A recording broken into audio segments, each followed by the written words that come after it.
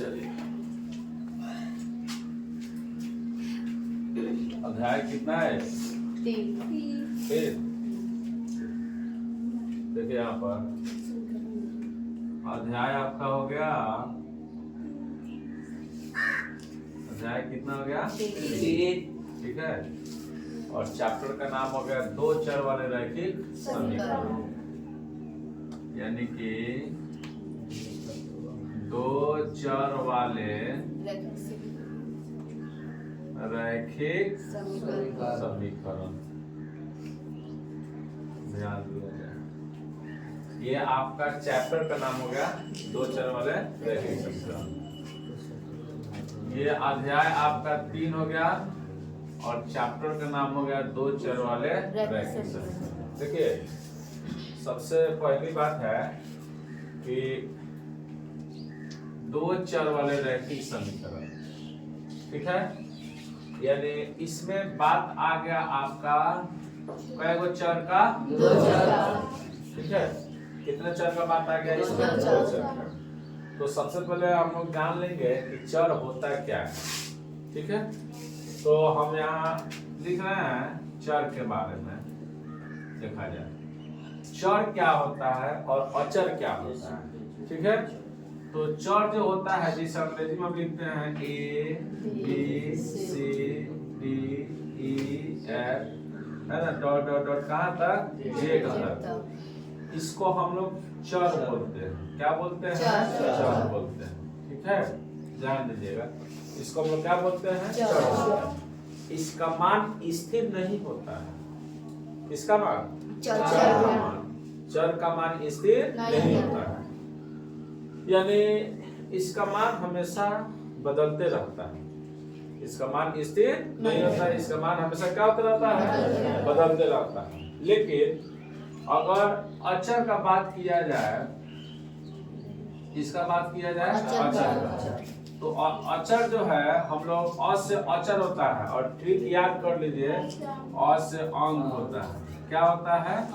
अ से अचर और अ से अंक होता है। ठीक है, तो अचर जो है अंक से बनता है, और अंक को ही हम लोग क्या कहते हैं? अचर कहते हैं। क्या बोलते हैं? अचर कहते हैं। जैसे अंक होता है 1 2 3 4 5 6 7 डॉट डॉट डॉट कहाँ तक?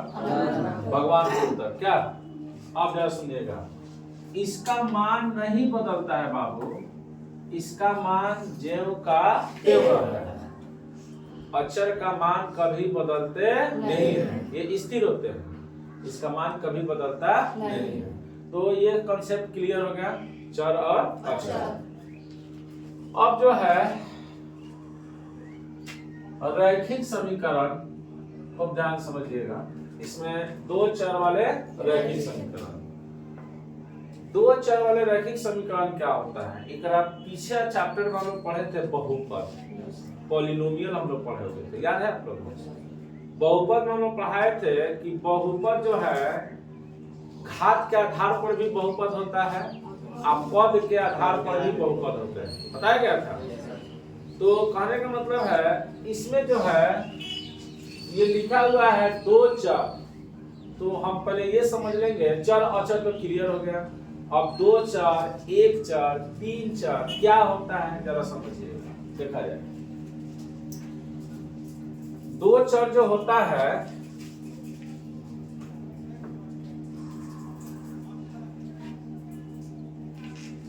जैसे मान लिया जाए, जैसे चर तो समझ में आ गया है ना, जैसे मान लिया जाए x प्लस वाई लिखा हुआ है, तो इसको हम लोग बोल सकते हैं दो चर वाले रैखिक समीकरण। कितना चर वाले? दो चर वाले रैखिक समीकरण। इसको हम लोग क्या कर सकते हैं? बोल सकते हैं। इसको ये जो रैखिक समीकरण है ये कितने चर से मिलकर बना हुआ है? दो है। पहला चर आपका x है, दूसरा चर y है। समझ में आ रहा है? दूसरा देखिएगा, अगर मान लिया जाए 2x प्लस 3x 3y है, तो ये भी काय चर में रैखिक समीकरण है? दो चर वाले रैखिक समीकरण है। यानी कि जितना पद रहेगा, जरा खूब ध्यान समझिएगा, तो घात के आधार पर, पद के आधार पर हम उससे पहले पढ़े हुए थे। लेकिन इसमें जो है जैसे यहाँ देखा जाए x प्लस 3y है, तो ये कै चर वाला रैखिक समीकरण है? दो चर वाला रैखिक समीकरण है। बात समझ में आ गया? समझ। अगर मान लिया सीधा y है तो ये कै चर वाला है? एक चर है ना, समझ में आ रहा है ना? तो कहने का मतलब है ये तो क्लियर हो गया आप लोग का, एक चर या दो चर वाला क्लियर हो गया। आइए जरा खूब ध्यान समझिएगा।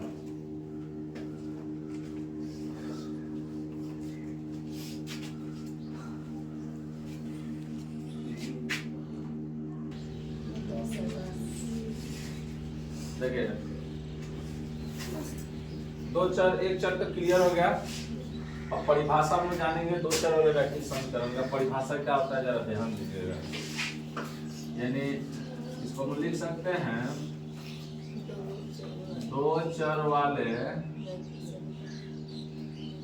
रैखिक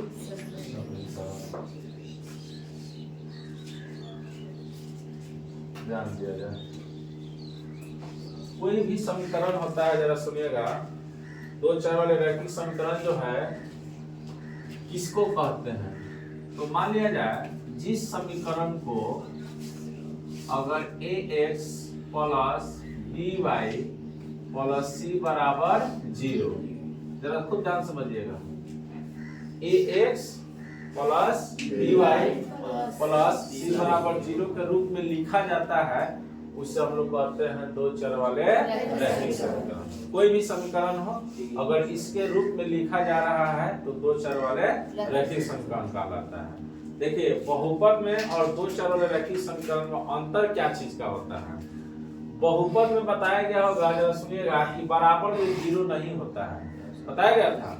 लेकिन आपको दो चर वाले रैखिक समीकरण में बताया जा रहा है कि इसके बराबर में जीरो होता है। बात समझ में आ गया?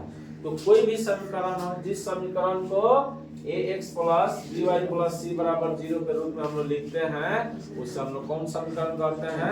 दो चर वाले रैखिक समीकरण। आइए अब इसमें हम लोग सब कोई जानते हैं कि a क्या होता है, b क्या होता है, c क्या होता है, बताया गया था। a b c कौन संख्या होती है? वास्तविक संख्या होती है। कौन संख्या होती है? वास्तविक संख्या होती है। अब देखिए जैसे मान लिया जाए उसके बाद x हो गया और y हो गया, यही ना चर हो गया। कौन x और y, यही पे चर हो गया, बताइए दो चर हो गया। बात समझ में आ रहा है? तो कहने का मतलब है दो चर वाले रैखिक समीकरण क्या होता है? तो याद हो गया, जिस समीकरण को अगर इसके रूप में लिखा जाता है ax plus by plus c बराबर 0 के रूप में लिखा जाता है, उसे दो चर वाले रैखिक समीकरण कहते हैं। जैसे में देखिए, जैसे का बात किया जाए तो जैसे 3x प्लस 2y प्लस 5 बराबर हम लोग क्या लिख सकते हैं? अब इसमें देखिए कै गो चर आ गया, इसमें दो। ये किसका उदाहरण है? दो चर वाले रैखिक समीकरण का। यहाँ देखिए जैसे 5x प्लस 7y बराबर भी 0 लिख सकते हैं, है ना? ये भी कै चर में समीकरण है। तो अगर कोई भी इस तरह समीकरण हो, अगर इसके रूप में लिखते हैं तब उसको हम लोग दो चर वाला रैखिक समीकरण बोल सकते हैं। बराबर में क्या होना चाहिए? 0। 3y प्लस 5z माइनस 2 बराबर भी 0, ऐसे भी लिख सकते हैं। तो ये सभी जो है आपका दो चर वाले रैखिक समीकरण के उदाहरण है। समझ में आ गया? किसी को दिक्कत है? अगर दिक्कत है तो बताइएगा।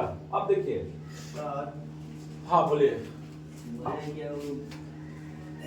चर है ax plus bx plus c, ax plus by plus c बराबर 0, बोलिए। तो अचर तो नहीं है, कौन है? c कांस्टेंट है। यानी कहने का मतलब है a b c जो होता है रियल नंबर होता है, यानी वास्तविक संख्या होती है, ठीक है?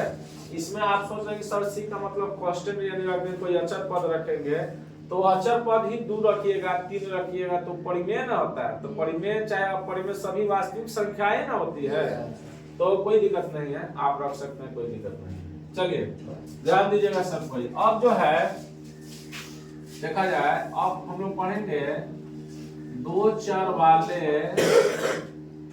रैखिक समीकरण का मानक रूप। कौन रूप? मानक रूप।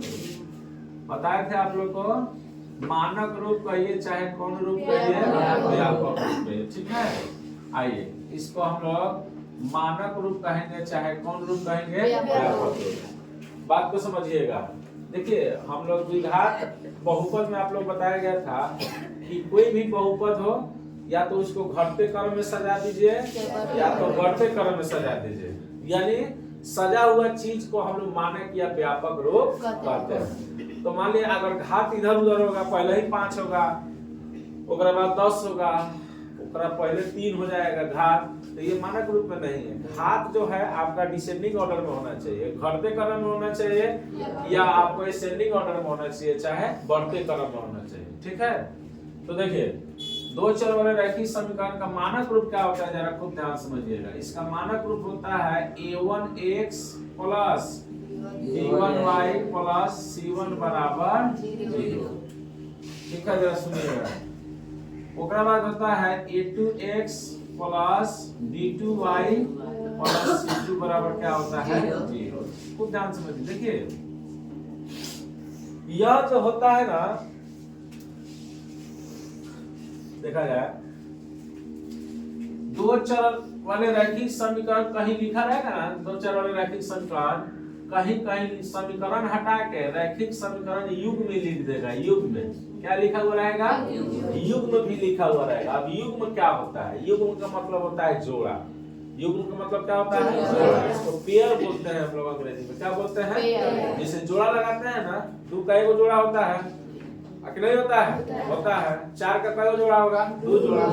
तो दो चर वाले रैखिक समीकरण युग्म में जहां भी रहेगा वो आपका इसी फॉर्म में रहेगा, यानी कई गो समीकरण एक साथ रहेगा, 2 गो। समझ में आ रहा है सब किसी को, कई गो समीकरण रहेगा, 2 गो, ठीक है। जैसे अब आप कहिएगा सर याद कैसे होगा, तो कुछ नहीं लिखना है, सीधे लिख दीजिएगा ax plus by plus c बराबर 0, फिर एकरा के लिख दीजिए ax plus dy plus c बराबर 0।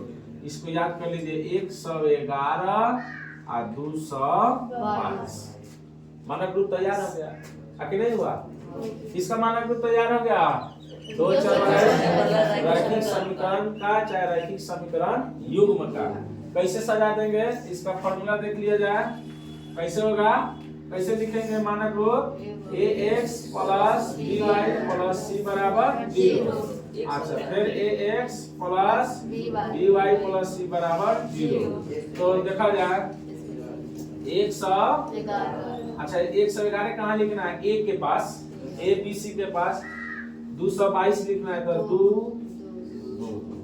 ये क्या तैयार हो गया, दो चर वाले रैखिक समीकरण का मानक रूप या व्यापक रूप। जैसे जैसे का बात किया जाए, जरा सुनिएगा। अभी हम बोले कि जब भी रहेगा साथ रहेगा कि अलग अलग, साथ रहेगा।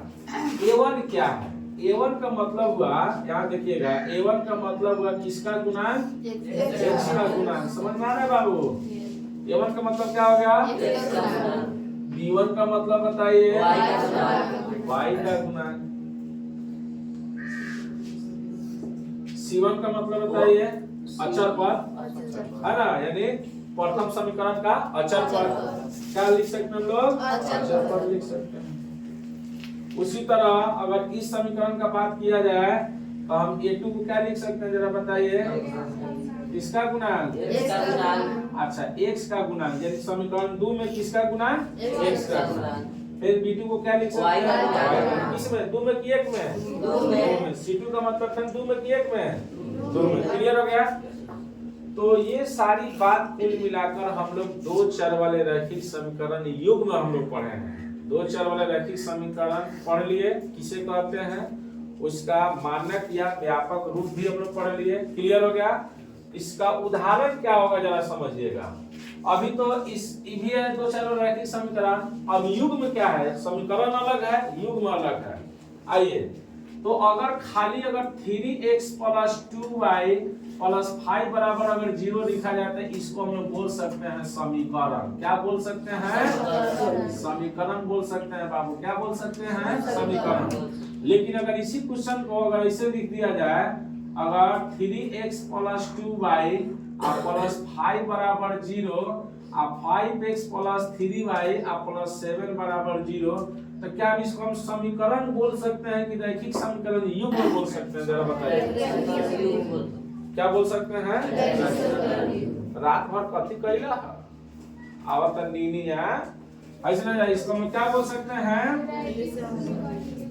रैखिक समीकरण युग्म इसको कह सकते हैं। क्या कह सकते हैं? रैखिक समीकरण युग्म कह सकते हैं। अब युग्म का इसका नाम दे दिया गया क्योंकि अकेला है कि जोड़ा है? जोड़ा रूप में है। तो हमेशा आपको दो चर वाले रैखिक समीकरण युग्म मिलेगा तो इस तरह रहेगा, समीकरण मिलेगा तो इस तरह रहेगा।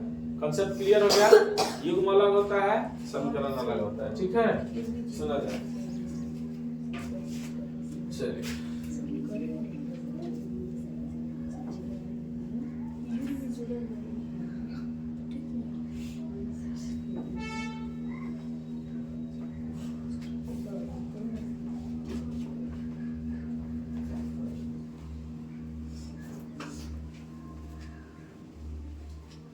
देखा जाए।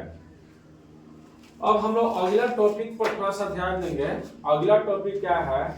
दो चर वाले रैखिक समीकरण युग्म का कॉन्सेप्ट जो थ्योरी है वो क्लियर हो जाएगा तो चैप्टर ऑटोमेटिक बन जाएगा। बात समझ में आ रहा है? थ्योरी अगर कॉन्सेप्ट क्लियर आएगा तो चैप्टर बन जाएगा। देखिए ध्यान से, यहाँ पर कहने का मतलब है अगर हम लोग बात करें दो चर वाले रैखिक समीकरण युग्म का, ठीक है, सुनिएगा ध्यान से। देखा जाए, ये लिखा है टॉपिक दो चर वाले रैखिक समीकरण युग्म। सुनिएगा, इस समीकरण युग्म में, इस दो चर वाले रैखिक समीकरण में बहुत से परिभाषा हम लोग को पढ़ना है। इसका बहुत सारा परिभाषा होता है। पहला परिभाषा क्या होता है जरा सुनिएगा। पहला होता है संगत। कौन समीकरण होता है? संगत समीकरण। कौन समीकरण होता है? संगत। ठीक है, संगत होता है। दूसरा होता है असंगत। क्या चीज? असंगत। तो तीसरा होता है, अब देखिएगा, संगत समीकरण को हम लोग अविरोधी समीकरण कहेंगे। याद हो गया? कौन समीकरण? अविरोधी समीकरण। क्लियर हो गया? अच्छा, असंगत को विरोधी समीकरण कहेंगे। कौन समीकरण? विरोधी समीकरण। अब सुनिए, कुछ हिंदी का ऐसे लैंग्वेज होते हैं जो हम लोग को सुनकर और समझ जाते हैं। अब सुनिए कैसे। जैसे कह रहे हैं संगत। संगत का मतलब होता है, संगति किसे किया जाता है? जो आपका बात माने, आप उसके अनुसार चले, वो आपके अनुसार चले, उसको हम लोग संगत कहेंगे।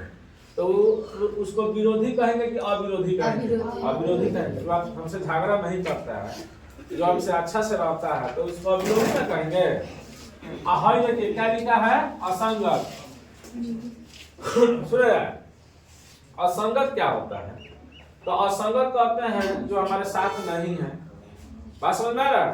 उसको हम लोग कौन समीकरण कहेंगे? विरोधी समीकरण। समान भाषा में समझ लीजिए, अगर आपके गांव में झगड़ा होता है, अगर आप किसी को समझा रहे हैं, वो आपका बात मान लिया तो संगत, नहीं हुआ तो असंगत। लेकिन हमें गांव देहात में उसका भाषा नहीं याद करना है, हमें परिभाषा याद करना है मैथमेटिकली फॉर्म का। संगत समीकरण क्या होता है जरा समझ लीजिए। जिस समीकरण का कोई हल होता है उसे कौन समीकरण कहते हैं? संगत समीकरण कहते हैं। बात समझ में आ गया? जिसका हल मिल जाए उसे क्या कहते हैं? संगत समीकरण कहते हैं। 5 दिन से झगड़ा हो रहा है, 10 दिन से कोनो हल नहीं निकल रहा है। आप पढ़ रहे हैं, आप पढ़िएगा, एग्जाम दे के आइएगा तो उसका हल निकलना ना चाहिए, रिजल्ट आना ना चाहिए। तो उसी तरह जिस समीकरण का कोई हल होता है उसे क्या कहते हैं? संगत समीकरण कहते हैं। संगत समीकरण को क्या कहते हैं? अविरोधी समीकरण। बात समझ में आ रहा है? अच्छा, दूसरा क्या है? असंगत। जिस समीकरण का कोई हल नहीं होता है उसको हम क्या कहते हैं? असंगत समीकरण कहते हैं। इसको विरोधी कहते हैं कि अविरोधी? अविरोधी समीकरण यानी विरोधी समीकरण कहते हैं। क्लियर हो गया ये? आगे नहीं हुआ? हो गया। चलिए अब आइए कुछ और टॉपिक है इसका देखते हैं। देखिए दो चर वाले रैखिक समीकरण जो होते हैं उसके 3 शर्त होते हैं। कितने शर्त होते हैं? 3 शर्त होते हैं। जरा खूब ध्यान से समझिएगा।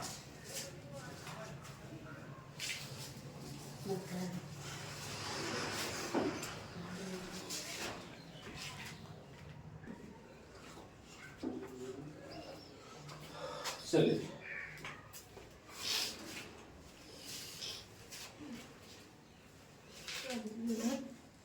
देखा जाए दो चर वाले रैखिक समीकरण युग्म के कितने शर्त होते हैं? 3। ठीक है जरा सुनिएगा। दो चर वाले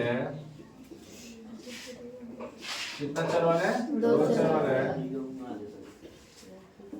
रैखिक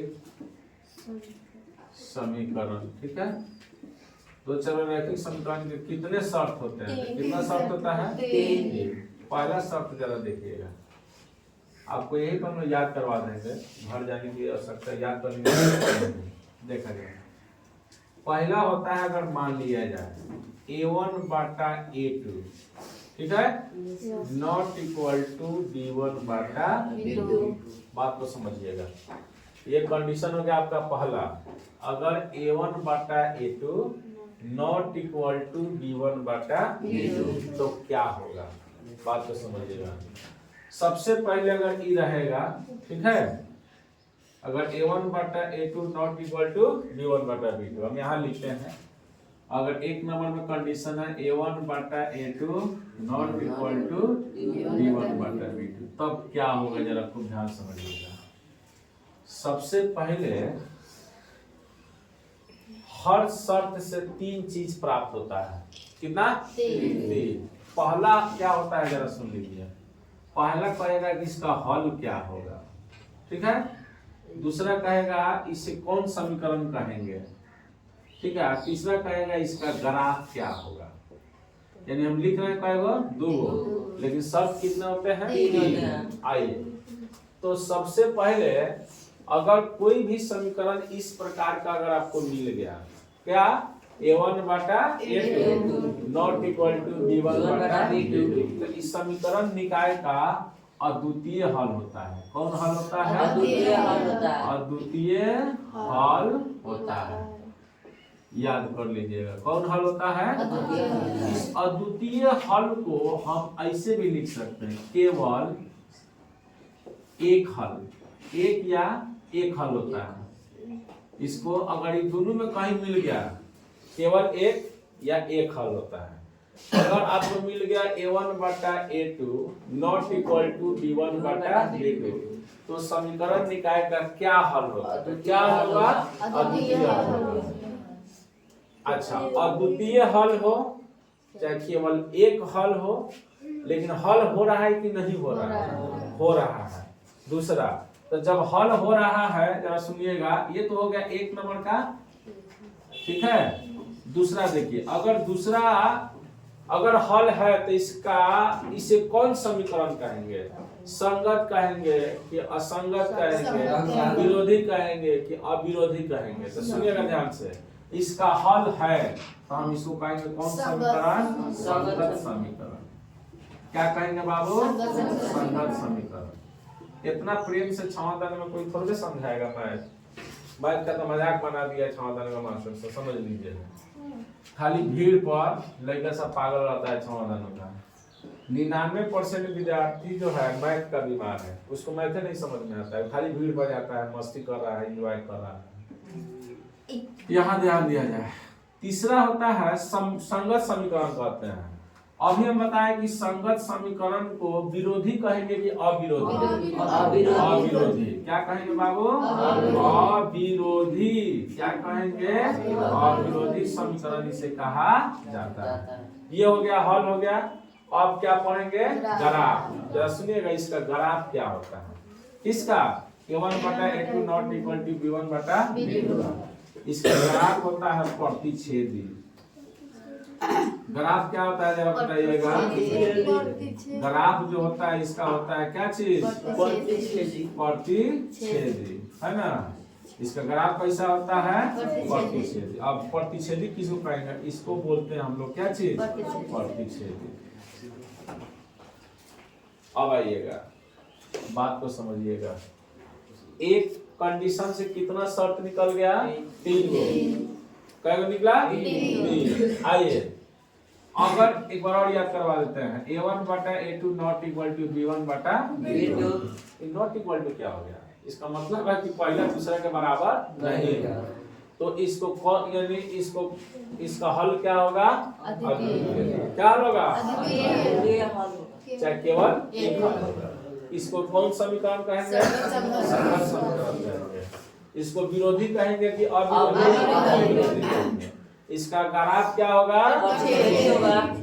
याद हो गया? आखिर नहीं याद होगा? चलिए रनिया खड़ी हो।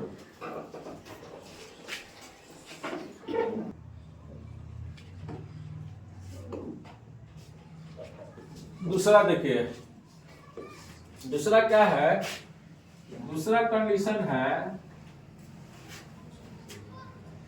यदि A1 बटा A2 बराबर B1 बटा B2 बरा नॉट इक्वल टू C1 बटा C2। सुनिएगा, ये दूसरा कंडीशन है। सुनिए, कौन कंडीशन है? तो एक चीज बताइए कि पहला में एको को बराबर नहीं था, दूसरा में कई को बराबर है? 2 को। बात समझ में आ रहा है? पहला में पहले के बराबर नहीं था, दूसरा में पहला दूसरे का बराबर है, दूसरा में 2 को बराबर मिलेगा। याद कर लीजिएगा क्या होगा। इसका कोई हल नहीं होता है। यदि A1 बटा A2 बराबर B1 बटा B2 not equal to C1 बटा C2 हो, इसका कोई हल नहीं होता। इसका कोई हल नहीं होता। आगे होता है? जरा बताइए। नहीं। अब इसका हल नहीं है, जरा खूब ध्यान समझिएगा। जिसका कोई रिजल्ट ही नहीं है, जो विद्यार्थी पढ़े और उससे मैथ ही नहीं बने, उस पर क्या उम्मीद रखा जा सकता है? सुना जाए तो इसका कोई हल नहीं है। तो ऐसे समीकरण को हम क्या कहेंगे? असंगत। क्या कहेंगे? असंगत। कौन समीकरण? असंगत समीकरण। समझ में आ रहा है? असंगत समीकरण को विरोधी कहेंगे कि अविरोधी? समीकरण क्या कहेंगे? विरोधी समीकरण कहेंगे। कौन समीकरण? विरोधी समीकरण कहेंगे। ठीक है, आइए अब देखा जाए इसका ग्राफ। इसका ग्राफ क्या होगा? जरा सुनिएगा ध्यान से। इसका ग्राफ समांतर होता है। क्या होता है? समांतर। जैसे ये आपका इसका ग्राफ हो गया, ये ग्राफ है, ये समांतर है। समांतर है, नहीं दोनों रेखा कहीं जाके मिलेगा और ना कहीं झगड़ा फरियाएगा। बात समझ में आ रहा है? नहीं कि ना जाके मिलेगा और ना इस झगड़ा फरियाएगा, ना कोई हल होगा। ना लोग तू चला ना फुन के हम चलो पता नहीं। तो जब तक दोनों अगर मुदाई अगर दोनों एक साथ नहीं हो, तब तक कोई हल होगा? नहीं होगा। जब दोनों रेखा परस्पर मिलवे नहीं करेगा, कहीं प्रतिच्छेदन नहीं करेगा, तो इसका कोई हल नहीं। याद हो जाएगा कि नहीं हुआ? खड़ा को प्रिंस A1 बटा A2 बराबर B1 बटा B2 not equal to C1 बटा C2। तो इसका कौन हल होगा? कोई हल नहीं होता है। जिसमें 2 को बराबर होता है उसका कोई हल नहीं होता है। ठीक है? अच्छा, इसको संगत कहेंगे क्या? संगत। असंगत कहेंगे। विरोधी कहेंगे क्या? विरोधी। विरोधी समीकरण। इसका ग्राफ क्या होता है? समांतर। इसका ग्राफ क्या होता है? क्लियर हो गया? तीसरा कंडीशन हम देखते हैं। देखिए तीसरा क्या है, जरा सुनिएगा, यहीं पे समझा देते हैं। तीसरा है, अगर मान लिया जाए हम इसको तीसरा में 3 बराबर। ट्रिक याद हो गया? पहला में 1 को ना बराबर, दूसरा में 2 को बराबर, तीसरा में 3 को बराबर। ठीक है, आइए अब जो है जरा खूब ध्यान समझिएगा। तो इसका कोई हल नहीं होता। ये तो पहले वाला था, अब इस तरह रहेगा तब हम क्या लिखेंगे? अपरिमित रूप से अनेक हल, अपरिमित रूप से अनेक हल होता है। अनेक हल कहिए और चाहे अनंत हल कहिए, इसका अनेक हल कहिए चाहे अनंत हल कहिए, ठीक है। यानी अपरिमित रूप से अनेक हल होता है चाहे अनंत हल होता है, लेकिन हल होता है। बात समझ में आ रहा है? एक बार और समझ लीजिए। तो इसको संगत कहेंगे क्या? संगत। विरोधी कहेंगे कि अब रह गया क्या चीज? इसका ग्राफ संपाती होता है। क्या होता है? संपापड़ी ना, ठीक है। तो संपाती क्या होता है जरा सुनिएगा ध्यान से। जैसे मान लिया जाए एक रेखा हो गया, अब ये हो गया आपका रेखीरन हो गया, ये संपाती का ग्राफ है। इसका ग्राफ ऐसा ही होता है। इसका ग्राफ क्या होता है जरा बताइएगा? संपाती। क्या कहते हैं इसको? संपाती को आश्रित समीकरण भी कहा जाता है। कौन समीकरण? आश्रित समीकरण भी कहा जाता है। मास्टर इतना तो जानबे ना करी, उतना तो कोई जान लेला। कौन समीकरण कहा जाता है? आश्रित समीकरण कहा। क्लियर हो गया? आइए, तो जिसका अनंत हल हो उसको क्या कहेंगे? संपाती समीकरण कहेंगे। कौन समीकरण? कई कंडीशन क्लियर हो गया? समझ में आ रहा है कि नहीं आ रहा है? चलिए, रनिया खड़ी हो, उसको हम बंद करते हैं। चलिए।